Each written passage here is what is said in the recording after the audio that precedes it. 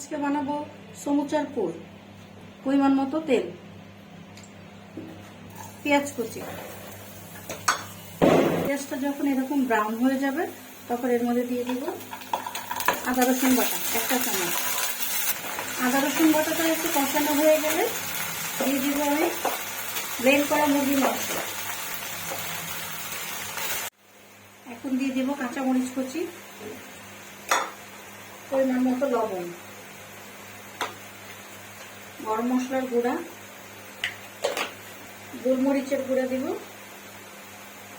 সামান্য, দিয়ে ভালো করে নাড়াচাড়া করে পানি শুকিয়ে গেলেই নামিয়ে নিব। হয়ে গেল সমুচার পুর। হচ্ছে পুরের ফিনিশিং টাচ। প্রথমে দিয়ে দিব 1 কাপ পেঁয়াজ কুচি, পরিমাণ মতো কাঁচামরিচ, যার যার পছন্দ মতো, ধনিয়া পাতা। একটু ঝাল ঝাল হলেই বেশি ভালো লাগে খেতে। আর এই যে একটা সিক্রেট জিনিস, এটা দোকানে দেয়, এটা হচ্ছে সমুচার যে শীট পাওয়া যায়, সেই শীট আমি কিছু কেটে কেটে ভেজে এরকম করে গুঁড়ো করে নিয়েছি। আপনারা চাইলে এটাও দিতে পারেন, বিকল্প পদ্ধতি হিসেবে দেওয়া যেতে পারে।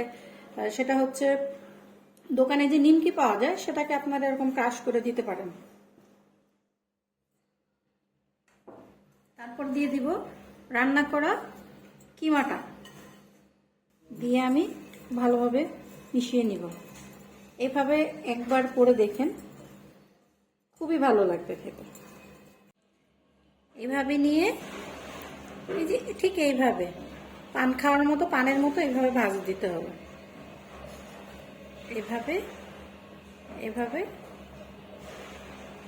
যে ময়দার একটু আঠা লাগিয়ে দিব।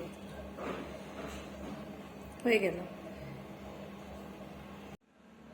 এভাবে ফ্রোজেন করেও রাখতে পারবেন। ঝটপট সহজে যখন খেতে মন চাবে তখন ফ্রিজ থেকে বের করে ভেজে খেয়ে নেবেন।